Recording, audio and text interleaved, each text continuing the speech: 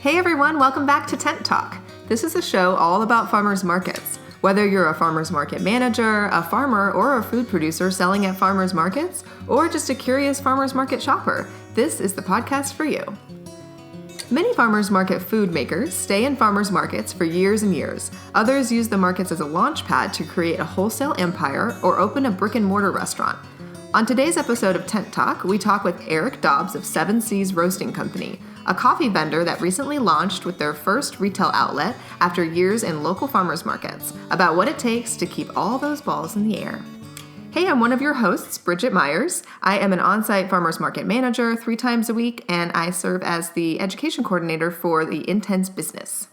And I'm Kat Fields White, director of San Diego Markets, popping tents and hauling barricades since 2008, also founder of Intense Business. We're still missing our third co-host, Justine Marzoni Mead. She's off making restaurants famous and bedazzling. She's doing a lot of fancy things and getting us on guest lists for restaurant openings, which we really appreciate, Justine. Shout out to you. Shout out to Justine. She's a little too busy for us on our podcast at the moment, but she'll be back. Weekdays during the middle of the day. It's not working with her schedule. Right. Yeah. No, but she's still editing this podcast for us, thankfully. Thank you so much, Justine. And she will be popping back on as a host, hopefully soon and here and there. Today we have Eric Dobbs of 7 Seas Roasting Company, the first American coffee company to import specialty coffee beans from Laos, and a vendor at San Diego Farmers Markets since 2017. Coming from a military and legal background, Eric joined with fellow veteran Rob Hempstead to start 7 Seas, a company as dedicated to its Southeast Asian farmer suppliers as to great coffee. They recently opened their first brick-and-mortar coffee house, so we'll talk about how they manage both a retail operation and farmers markets simultaneously. It's a bit of a trick. Eric, you're in the Navy, and then law school, and then coffee. So related. How did that transition happen? So I first discovered coffee. I was a late bloomer when it came to coffee because I used to drink. I was a tea drinker growing up, and then I was working night shifts in Afghanistan. So I definitely was looking for something with a little higher octane than the tea that I was used to drinking. So there were different coffee shops on base in Afghanistan. So then I discovered one of those and started drinking espresso, and then kind of grew from there. That's what got me hooked originally. And then when I came back to San Diego, I eventually got out of the Navy, and I was in law school at Cal Western, and I was drinking a little bit higher grade of coffee. In terms, I was over at James, I was at Bird Rock, Dark Horse. Yeah. So that's where I really discovered, hey, the flavors that are within coffee, that definitely piqued my interest. But I think the long hours in the library, things like that, I started looking at the bottom of the coffee cup, like, how do I get out of here? So, Right. So that's kind of what, and that's really no joke. Really, kind of the inspiration for it did develop in the libraries of Cal Western, and then as I started to pursue it, I came to a juncture where I was either going to have to choose one or the other. I recognized that I could no longer do both. I could no longer stay in law school and pursue coffee at the same time. So I talked to the law school. They made me an offer I couldn't refuse, and that was, I explained to them, hey, I've got an opportunity to start this business. And they said, hey, we'll meet you halfway. We'll hold your seat and your scholarship for 5 years. Oh, wow. So that gave me the opportunity to step back and say, okay, well, if things... 5 years? That's that really gave me the nice. opportunity to say, okay, if things don't work out, because there always has to be a plan B. Things don't always go according to plan. At least at that point, if things didn't work out, I could jump back into law school. Or if things did work out really well, I could jump back into law school. So Right. either way, still, at least it was an option for me. So How long ago was that? that was in 2017 is when I made the So you still got a few years to decide. Yes. Yeah. Yes. That's good. That's nice. But so far, I mean, and we'll get into that too, is that, to be honest with you, I'm just at that juncture now where we're 3 years, 2.5, 3 years to where my classmates are starting to graduate from law school. And as I look back, I mean, the journey has been so rewarding that all of the kind of the social aspects that had driven me into law school have really, those boxes have been checked over and over and over again with what we do with the coffee. So really, I mean, at this point, I haven't resubmitted my application to law school. I mean, it really has been a very, very rewarding journey, because something that we do one of the things that we do that's very unique is our engagement with the communities both in San Diego and then back with the coffee farmers in Laos, in Vietnam, and in Peru. So Yeah. You do a lot with your farmers. Yes. So there is some service element to the way you do coffee. Oh, right? that's really one of the things. I think that's in terms of like what differentiates us. That's definitely one of them, because a lot of people, when we tell our story, they say, "Why doesn't everybody just do that?" Well, number one, it's a lot of work. Yeah. Well, it is. Yeah, it is a lot of work. So I mean, we don't need to do. It's really us going above and beyond to get on a plane and go to these countries and really engage with the farmers and take that on, that social responsibility to say, hey, I want to make sure that we're paying them a fair market value for what they're doing. And a couple of our charity roasts have kind of developed from those relationships as well. So the short answer is why everyone doesn't do that is because if you ask the accountants, like, why doesn't everybody do that? The numbers, it does not add up in terms of, we could go straight to a bean broker and just get it straight from there and be done and sell the coffee. But the road, that's just the beginning of the road for us, really, just the at the farm level. So on both sides of the chain, in terms of at the farm level, we're engaged, and then in San Diego we do quite a bit as well, as far as just staying engaged with the community. We have a couple of charity roasts that we do with the military specifically. So that's kind of how this is all kind of I didn't intend to be as much of the story as it's kind of grown into. I was initially a little shy about, in terms of like, hey, I don't want people to buy the coffee just because I was in the Navy, or I really wanted the coffee to speak for itself.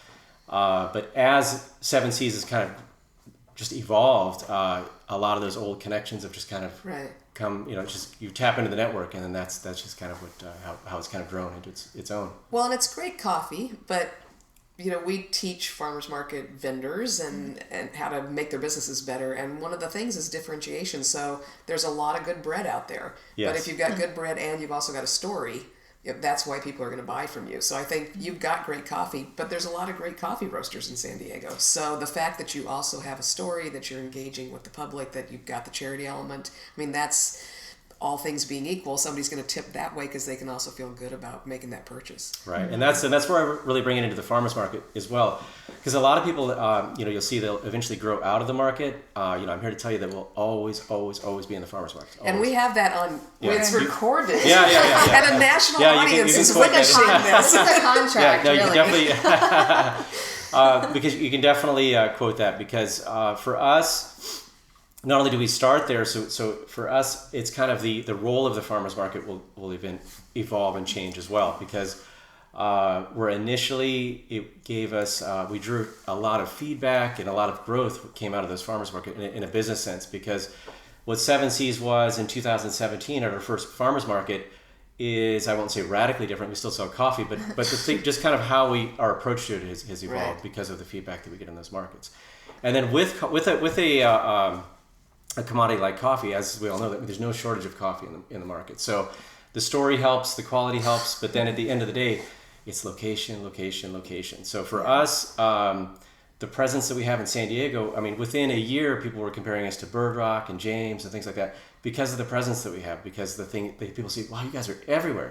You guys are in Little Italy, you're in Pacific Beach, and all that time we were building out in South Park. So, so that was really, it gave us a nice springboard to really jump into the community. Yeah. So how many markets are you participating in now? We do 4 every week. You do 4. Yeah. So we do every San Diego market. So that's Pacific Beach, that's Little Italy on Wednesdays, and then Little Italy again on Saturdays, and then we do La Jolla on Sundays. Oh, okay. Yeah, so that's good. It's kind of extended. So and that's when Bump pulled out of the market, we took their spot in Little Italy. Yeah, I actually had good timing. Well, it was good timing because I had just gone back just to verify the year that you started in markets, and I went back to the original application that we got at San Diego Markets from you.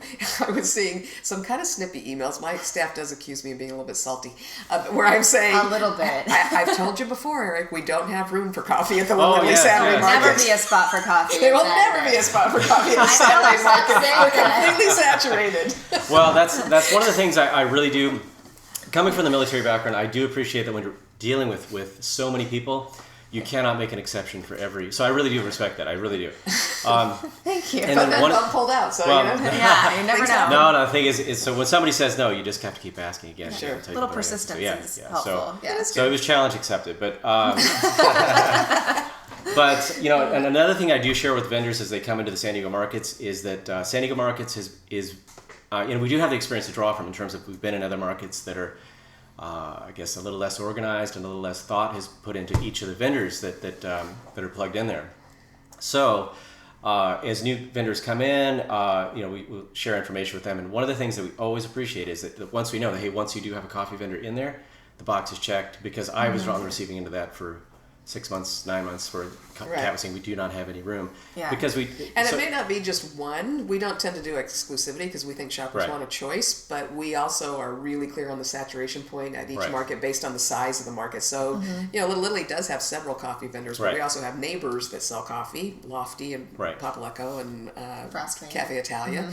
So we have to look at a saturation point. You want shoppers to have choice, but you don't want so many in one category that nobody makes money. Right. So it's that's something we kind of teach balance. to managers too. At the conference, we did a manager round table session, and they were like, how do you decide like who to put in? Like, if my market is failing, I just want to accept everybody that applies to me. And I was trying to tell them, like, you can't do that, because if you accept 5 coffee vendors into a market that has 40 vendors, like, they're not going to none of them are going to do well. All 5 are not going to have enough sales to sustain participation in your market, so they'll all be gone anyways. So you might as well just be selective and be conscious about who you're accepting and make that balance happen. Yeah, curating is really the genius there. Yeah, I think so too. Yeah, it's good to hear that when vendors recognize that too, because sometimes vendors are like, "What's the problem? There's so many people there. Why can't I just come in?" I make the best brownie. Yeah. I know you have a bunch of brownies, but I make the best brownie. Oh, let me kick out the guy that's been with me for 7 years, because your brownie's the best.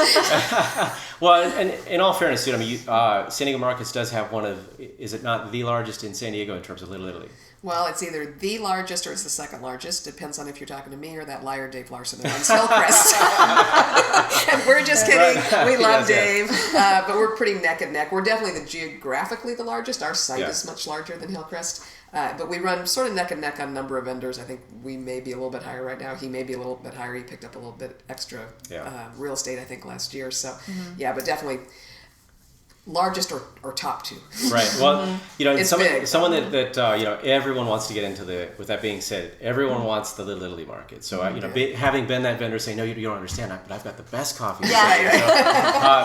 So our first market really was Pacific Beach, and that was from a business perspective, we had gone through the rite of passage, going through the health department of the city, and even that is a process in and of itself. So all of the excitement of that. Then we got into the Pacific Beach market, and that was a good way for us to really test the market in every sense of the word. So it gave us a good 6 months to really streamline things before we jumped into the Little Italy market, because I know that everyone thinks, hey, that's where I need to be. Kat, you don't understand. It's I'm the best. But if you're a brand new vendor, you're not going to be the best vendor at a big market like that. You're just not. It's really overwhelming. It's hard for new vendors to come into a market of that size. So that's exactly what we recommend, is that, like, start at a weekday market or a newer market and get your footing, get your grounding, get your following there. You'll feel really comfortable there once you get adjusted, and then you can kind of step up into bigger markets down the line. Or you're risking more inventory, and you're having to deal with a lot more people, and you may have to add staff because of the level of number of customers. And that's where we did we did grow quite a bit. I can tell you that the markets they can be you can come in and it can be quite humbling. I can tell you, our very first market that we did, we had all of the excitement of, we finally got it. Hey, San Diego can finally experience the best coffee, and our very first market, we showed up, we set up, and then we waited, and we waited, and we waited, and we literally did not make a single sale. Oh. Yeah, true story. So, that's one of those humbling moments where I'm driving down Garnett, and I'm thinking, boy, maybe I should have stayed in law school. I'm glad they're holding my scholarship. Yes. So, but I think that's true for a lot of businesses. Like, we try to teach that too. Like, you have to get your expectations kind of in check. Your product is great and you're at a great market, but you really need to have those kind of realistic expectations where farmers market shoppers need to kind of warm up to you. So you might not make a sale that first day. That's kind of extreme. Oh no, that's extreme. But that's how we evolved, though, because initially we came in, we were just selling our roasted coffee, and then we started to sample a little bit.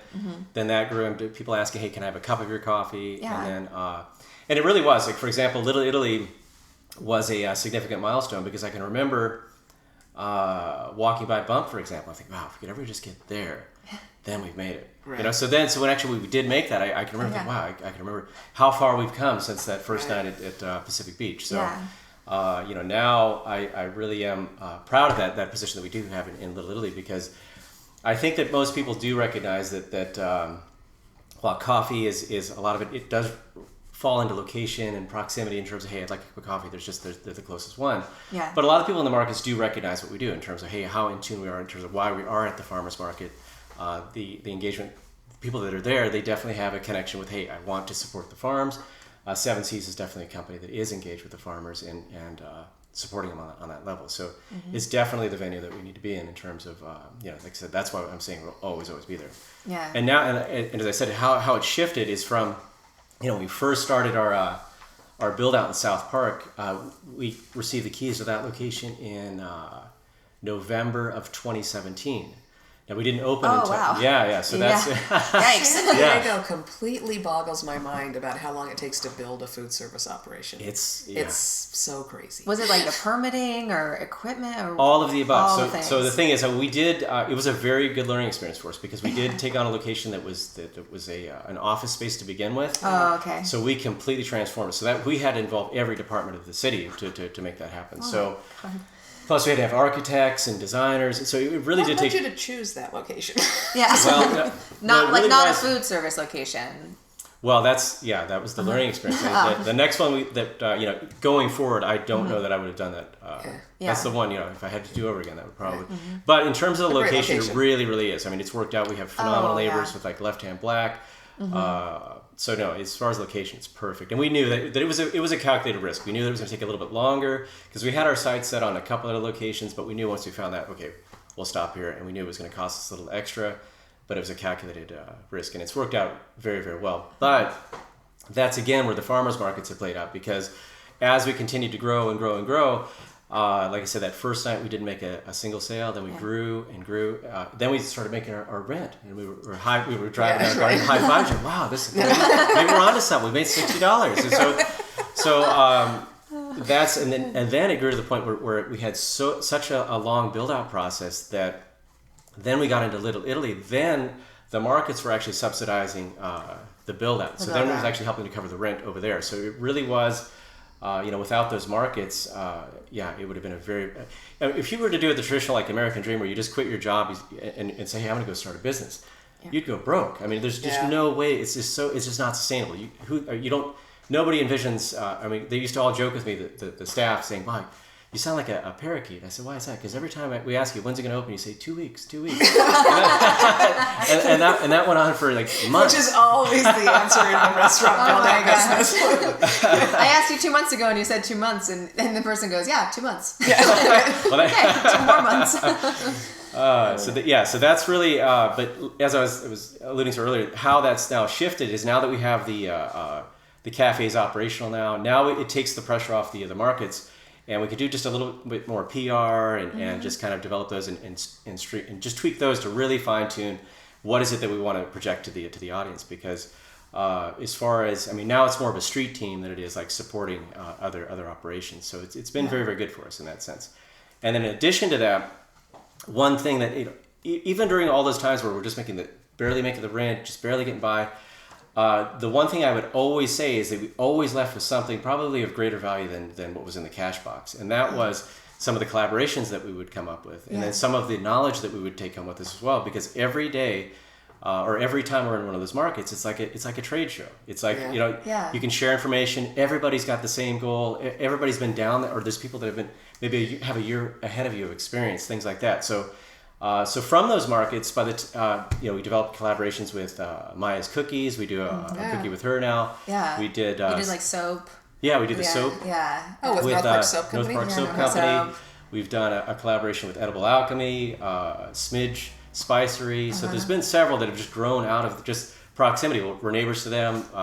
Everybody again likes coffee, so it's like. So those are some of the relationships and some of those collaborations. See, that allowed us by the time we went online, by the time we opened the cafes, like we had this impressive catalog of, oh wow, you've got soap, you've got MCT, CBD oil. How did you guys do all that? Well, the short answer is the farmers markets. Right. Yeah. Just being able to network and pool resources like that. So, if I were the other thing is, did the following that you developed at the markets help you at the retail store? Because the big Definitely. thing when you open a brick and mortar is you got to talk people into showing up at that door. Whereas, when you're in the farmer's market, it's a you- manager's job to make sure people You are were at the door. recognizable. Yes, I think exactly, people are like, yes. oh, 7 C's, I know them. So, yes, and I will definitely say that's one thing too that people did watch us grow, and we do have people that reminisce about. Wow, I discovered you guys down in North Park, and here you guys are now. So it's helped people, because people appreciate the struggle that you go through, and they do watch you grow, and they become part of the story. So. It was actually quite humbling when people would come in and say, oh yeah, I used to get a cardamom coffee from you guys over here. So glad you guys are here now. So it definitely helped with that. So we never had a situation where we finally opened and then it was like, but how are we going to let people know we're here? Right. So every week people would say, hey, when are you guys going to open Southport? When are you guys? 2 weeks. So we'd already established a pretty good presence in San Diego thanks to the farmers markets. Yeah. Do you think you use your farmers market presence now still as selling all your coffee and being there to do sales at the market, but also use it as kind of a marketing for your shop? Like, does your team in the booth say, oh yeah, thanks for buying coffee at the market, you can catch us on, if you're at Saturday, you can say, oh, come by on Monday at our shop in South Park? Because I think I'm always trying to remind vendors who stay in the market after they open a shop, like, make sure to tell your vendors, not like don't come to the market anymore, but hey, like on Monday, if you want coffee, because you'll probably need coffee every day this week, come to the shop, and just really use it as a marketing tool for your new brick and mortar space. We really do, yes. Yeah. And it is kind of it takes some of the pressure off the markets as well. So if we do sell out of a certain type of coffee or something like that, we can always say, hey, it's available in South Park if you guys just want to run up the street and grab some up there. So it definitely, they definitely complement each other very, very well. Nice partnership, yeah. Are you roasting at your shop? Yes. You are. Did you start out as a cottage food? We did, yeah. So you're doing it at home. I actually have a neighbor that lives right across the street from me that is still a cottage food operation. So and the smell starts, and I'm sure most of the neighborhood thinks, "What's on fire?" And I've been around coffee roasters enough that I know that it's just Scott across the street roasting coffee in his little side room on his house. But at what point did you decide to move from cottage to a commercial kitchen kind of space? Was it a volume issue? Was it did you hit the sales point that you can't go past? Well, it's kind of all of the above. Now that was kind of our rite of passage with the health department in terms of, and I definitely respect that I respected the role that the health department fills for sure. It's just it goes back to the same thing when people tell you, Kat, you don't understand. I've got the best in the business. The health department doesn't always share your sense of urgency or enthusiasm. Like, hey, I need to open a business. But so that took a little while in terms of. So what happened? I was there, and this is where the vendor 101 was very, very helpful. Oh, because, that's right. You were vendor 101 grad. So that was because you can Google it, and there aren't any checklists for, hey, what do I need to open a coffee shop? I mean, there may be bits and pieces of information, but not specifically for your needs at the health department in San Diego. So that was the vendor 101 was key. Because initially I had gone up there, the first time I applied for the farmers markets, I had gone up there, explained what we'd like to do to the health department, and then the $1 million question: which forms do we need? Which permits do we need? I'm sorry, sir, we can't tell you that. So I said, okay, is there anybody here? He said, no. So then I said, okay. Someone in the back that can help. So I said, okay, can you just give them all to me? And they said, sir, why would you do that? I said, okay, can you tell me which form that I need? I'm sorry, sir, we can't tell you that. Oh my. So we ended up with the TFFP, cottage food, all of them. So I'm sure we were like licensed to move fuel in San Diego, so just everything. But we did eventually. We had a very small sample roaster that we started with, and that was good for the starting gate, just to kind of get our feet wet. But then as we continued to grow, and then our volume increased, then we did then we did buy a roaster. Then we had to find a home for it, a temporary home for it, while we waited for South Park to build out. So, and now your roaster's at the shop. And now it is at the shop. And then to kind of touch on your story about the, how it kind of takes over the neighborhood. The first time that you kind of cure a roaster, you have to burn the coffee in there. So it really that's a time where you will see almost like black smoke coming out of there. So. The first time we're roasting, we're seasoning the roaster, and the neighbors were coming and say, hey, is this what it's going to be like? I don't know if this is going to work. Yeah. But now, to be honest, I mean, now it's I would kind of compare it to, it's almost like a bakery. I mean, it's almost like we're baking bread in there. It's actually, once you get used to the smell, it's really a comforting smell. It really is. Your Yeah. coffee roasting in the morning, but some people that don't. It doesn't smell like coffee brewing. Right. And so it's a distinctly different smell, and you have to get used to understanding that means coffee before it starts to be a good smell in your mind. Instead of like, is there a fire? Is my neighbor's house on fire? Yeah. I live by the Grand Old Barbecue place, so it smells like barbecue roasting all the time. So that's something else. I mean, it does smell like barbecue. It doesn't smell like anything's on fire. Well, that's why Phil's Barbecue had to move, because because the neighbors, everybody right? thinks, that would be wonderful, unless you ask one of the neighbors that all of their clothes smell like Phil's Barbecue. Right. Yeah. Yeah. So running a food business, going from being in the Navy and then going to law school and then switching over to the food business, which is, quite a different jump. And I know us coming from a food background and now you're in the food business. What is something that was really kind of something unexpected for you, or how did it jive with, how did your expectations jive with reality when you switched over to running a food business? The timeline was probably the toughest or the transition that we honestly weren't ready for, in terms of we really were open. We were ready to open, I'd say, by March of we had planned, I should say, to open by March of 2018. Oh, wow. So that was kind of the biggest culture shock in terms of, hey, things just do not move Which as would quickly. seem reasonable. You would, there's just that's plenty of time. Crazy environment for building food service. But on the flip side of that, a lot of my experience in the military really helped me to understand in terms of overall just the health of the mission, in terms of looking at the business in terms of what is sustainable, what do we have to change, what do we have to adjust. Sometimes you have to make some very, very tough decisions in terms of, hey, we at one point, because we did have expectations in terms of, hey, we hope to be operational by this time. Well, you have to have a staff for that ready to go.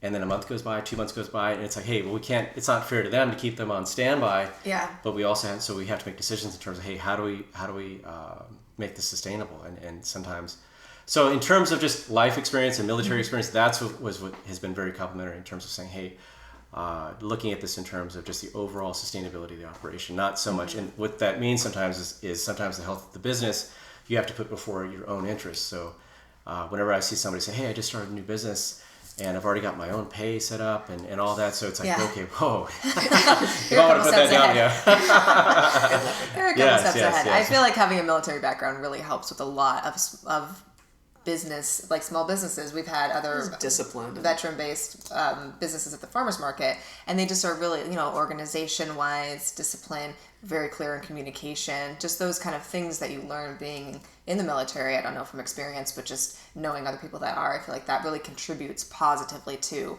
a small business, food business, which can sometimes be crazy and not following a timeline that makes any kind of sense. So I feel like those skills kind of come into play. With your staff, now that you have a brick and mortar and that you're participating in several farmers markets, I know Kat and I we're like, oh, they open a brick and mortar.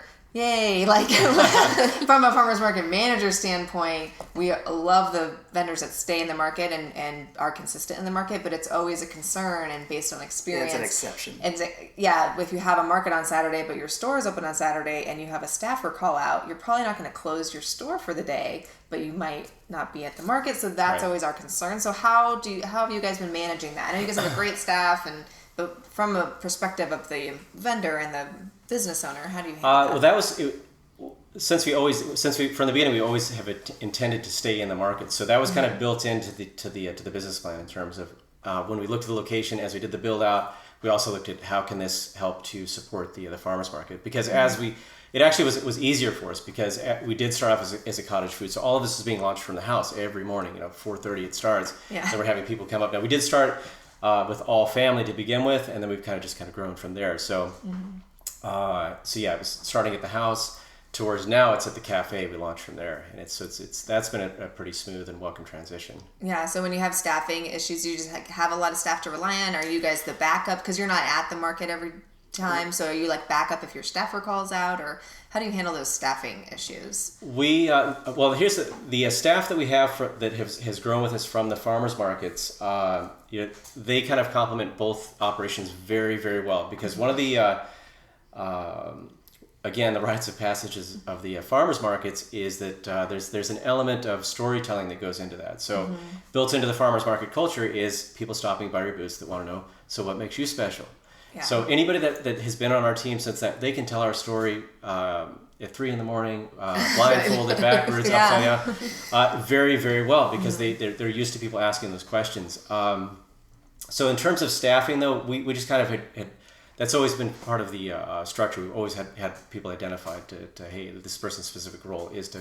We have a market manager now, so that's that manages the right. farmers So market all of the events, because in addition to the farmers markets, we do events as well. So we have a person that just. So is it a different team? Do you have one team that works at the markets and one team that works in the retail store, or do you? They cross over, yeah. Okay. But as far as like primary duties, yeah, there's one that we have specifically for the farmers markets and events. So. I think that's smart. I think that's nice just to have like a manager kind of overseeing special events versus like someone who's trying to manage the brick and mortar and the events at the same time. I can see how that's just like a lot of time to juggle. Yes. It's a slightly different mind frame. Yeah, exactly. Yeah, like it takes a little. Yeah, we always say people want to use their restaurant permit to be at the market, and you have to get a different permit to be at the market. And I go because it's not a brick and mortar in the street. It's different. Right. There's different elements. And as we said, culturally they're different as well. So sometimes that crossover is not always somebody that's very used to working in a cafe environment doesn't always typically do well in the farmers market. Yeah. Because like I said, you're just not. I mean, there's an element of stage to that little tent that you're in because people are going to want samples. They're going to want questions answered. They're going to want to. They really just are kind of feeling you out in every way. So there's weather. Yes. Different things. Yes, and that's one thing that it's amazing to me, like how San Diegans. How the weather actually affects the economy of San Diego. Yeah. And that's in both brick and mortar and out in the streets in the farmers markets. It's a couple clouds in the sky can cost us like hundreds of dollars. It's like yes, we know that all too well. When we interviewed a Seattle farmers market manager, and I was like, "How do you deal with the rain?" And she's like, "What do you mean?"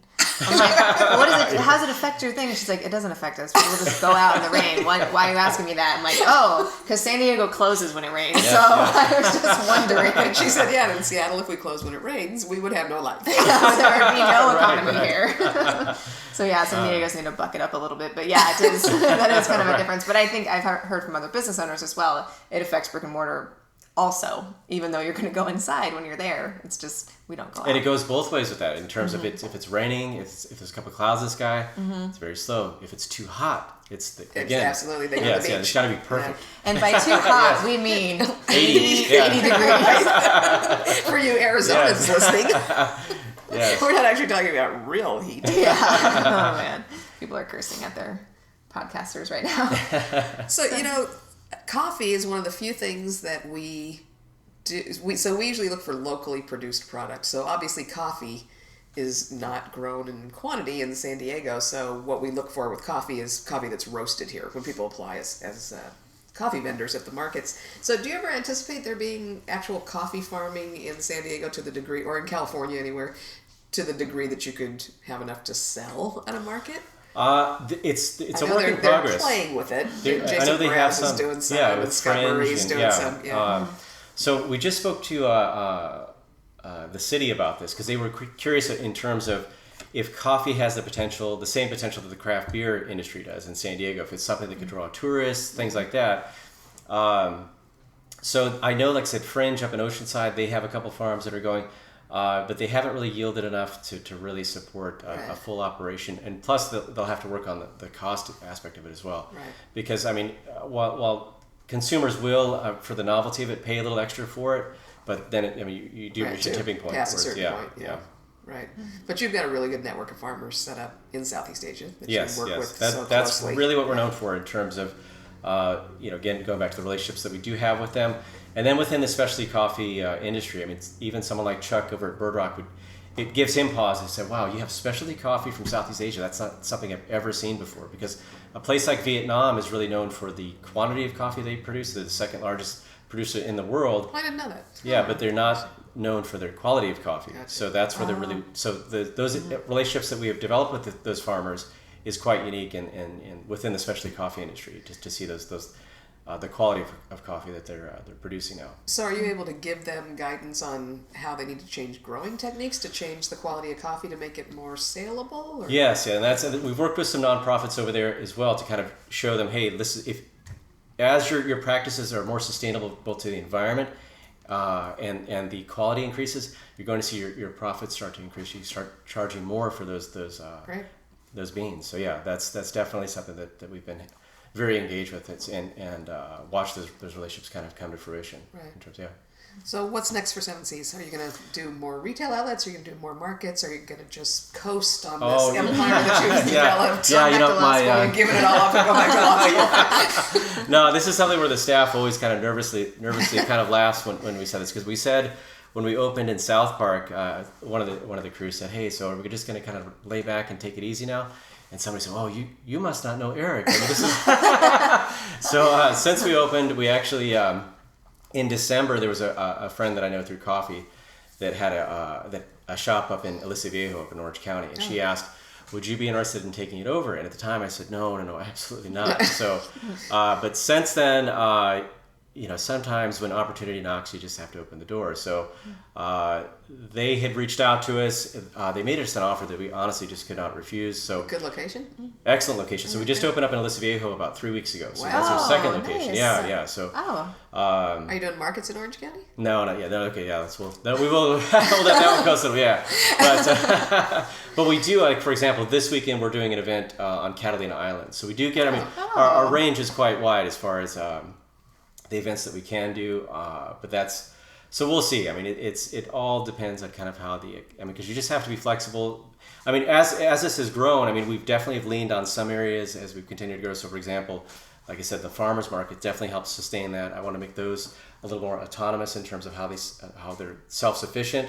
Same thing with the cafes now, and just growing those. And so eventually, I mean, I don't know that we'll look for anything quite like Joe's on the nose per se, but definitely.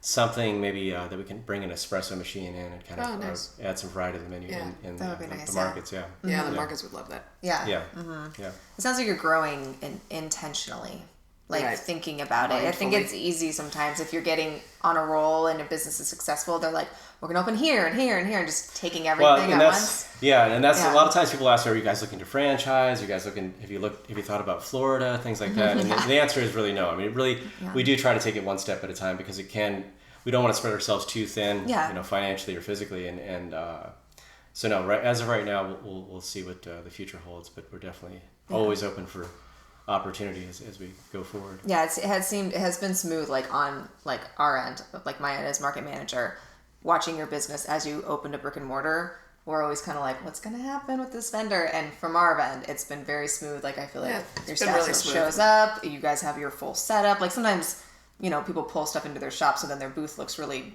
lame and it starts emptying out slowly. Well, and everybody always says, "Oh yeah, I'm totally going to stay in the markets." It's like when if I win the lottery, I'm totally keeping my job. Yeah, they open their shop, they're like, But then sometimes that which is how the coffee space opened up at Little Italy because Bump's shop just consumed them after a while. Yeah, and they ended up just transferring straight to that. But it's just been it's nice to see you guys be able to do both. Oh, and we have a few vendors that have done that are able to handle both, but not everybody can. But if I were to do it single-handedly, absolutely not. That's where I have to recognize at times, hey, I've got to delegate this to other people because it takes a while to get people trained up to what your expectation is, things like that. But that's really how we've kind of managed that in terms of saying, hey, that's why we have a market manager, because I simply cannot be everywhere all the time. Because in addition to the markets, we have the cafes. In addition to the cafes, we have online.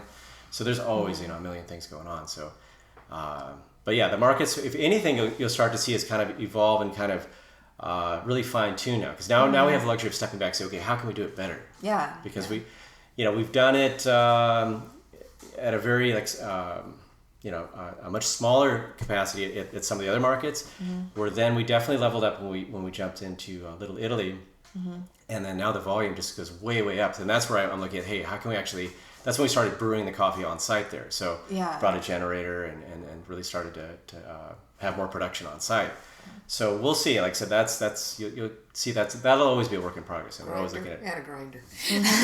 We did really, and that actually we did bring that in for a little while, and you'll probably see that one come back because that one is unbelievable in terms of just the aroma that Oh, yeah. that's in it the puts air. out the It's aroma. And, amazing. some Yes. people don't have a coffee grinder, and especially to market like Little Italy, where the other thing that could do well for you there, I would think, is smaller packages that are ground. Yes. Because we've got a lot of people there that are shopping, whether it's from downtown or uptown or different parts of San Diego. But there is also, a significant amount of tourists on that street. So they're in hotels. They're not necessarily going to buy a pound of coffee. But, Right. yeah. Right. Yeah, just kind of sounds like you guys are good at taking that kind of feedback and doing little tweaks to your business model. How you do it. 100%. And that's advice I give to people sometimes, whereas you have to know which advice to listen to and which advice to say, okay, I noted, and Yeah. we'll Somebody should do that, not us. Yeah. Because you do get a tremendous amount of feedback. Yeah. And that's like, for example, in the San Diego Magazine article where it talked about we were really focused on the light side of coffee. Yeah. Well, the market's really opened our eyes to where we can't be necessarily making the coffee that I enjoy, per se. I mean, I definitely, we're putting our name on all the coffee, so the quality has to be there.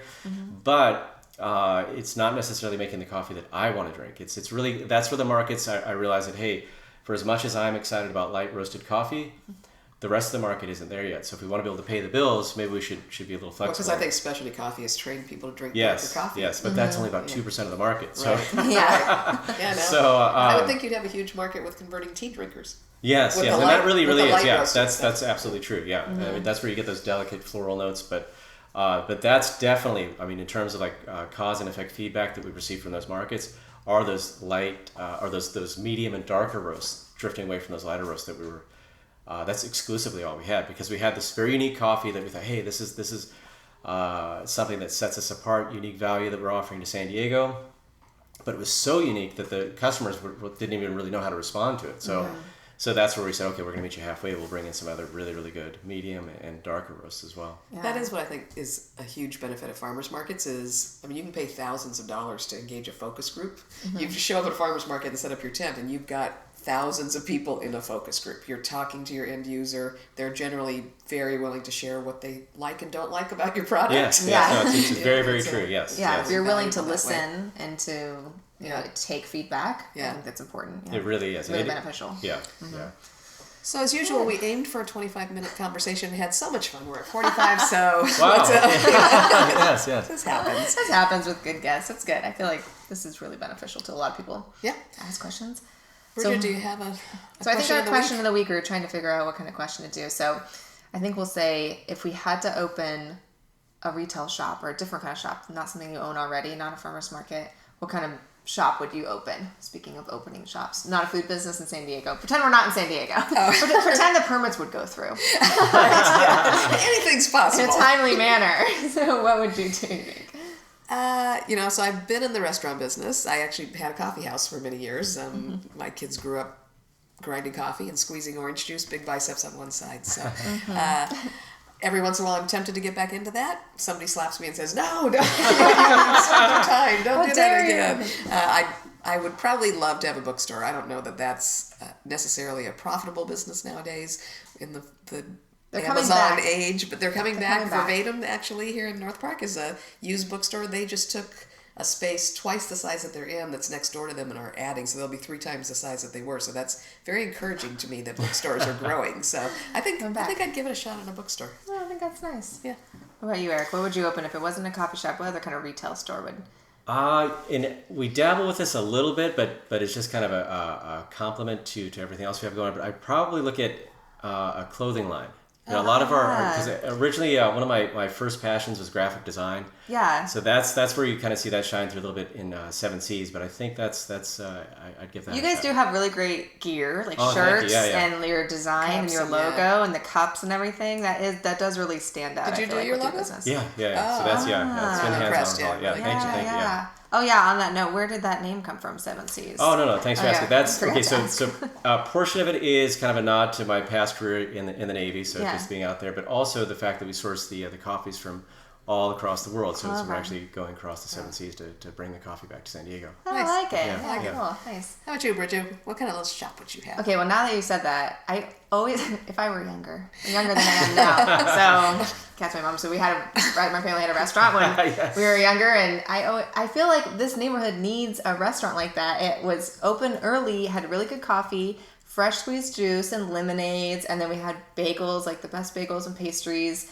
and sandwiches, really good sandwiches. We all cut our finger on the slicer when we were kids. Right. Like, slice the deli meat, like high pace, and we sold a bunch of newspapers. It was called the News Cafe, so we had newspapers there. So people would come like hang out there, but it wasn't a place where you would just like get one cup of coffee and sit there for 6 hours, because I don't know how people make money doing that. So it was like, they made cards and other things, and I think that would be the kind of shop that I'd want to do. Go back and do it again. Yeah. Although I know you're. That's good. My sister's gonna call me and slap me over the phone and say, no, we said we're not going to do that. But I like that I like a restaurant, like I like that kind of food service meal. Like I was a server for a long time and managed a restaurant after my family's restaurant, and it's just, that's where I feel really comfortable. And that's kind of why I got back into, I was in publishing after that and marketing and things, and that's kind of why I got back into the farmers market, is because I missed that experience of seeing the same customer at the restaurant. It was every day, and when I got back into farmers markets, it was just one day a week at that time. But that's one of the things I think I was missing and looking for, was that experience of having a community around your business where you would see the same people over and over, and you knew what they liked, you knew how they liked their coffee, or you knew what farmer they were looking for in the farmers market case. That's what I try to train the staff at the market and say, hey, like, yeah, we got to set up the market and we got to deal with towing cars and all that stuff. That's great. But like, also, there are regular shoppers here. Like, that makes me most excited when I see them there, and it's like, oh my gosh, hey, how's it going? And I get to watch their kids grow up, or like they bring their sister who's in town to the market and they introduce her to me. Like, that's where I feel like that connection is so great as a market manager, and then I see vendors make those connections too. It just feels like a restaurant to me. It feels like that kind of like homey feeling where you have this community, and it's just been so great. At the Mercado thing. Everybody knows your name. I mean, the Mercado's been open for 11 years, so it's like when I started working there 8 or 9 years ago, there was some of our customers had just had babies, and now those kids are in like elementary school, middle school, so it's just great to see them grow up like that. And it is very rewarding, those relationships that you do make with those customers, because even in Little Italy, when we first started, we were all the way at the end of the market, so I knew that any of the customers that were coming to us, they literally would have to walk past 2 other coffee vendors. Right. Yeah. So it was very intentional by the time they reached us to get their cup of coffee. So it was. Yeah. Yeah. You get that loyal Yeah, following. It was like, wow, people do really notice. Yeah. They recognize you. Yeah, it feels do. good to be recognized like that. So. It's great. All right. Thank you so much for being with us Hey, today. thank you so much for having me. Yes, thank you so much. And thanks for being at the markets every week, and we're really excited that you've now sworn in front of our national audience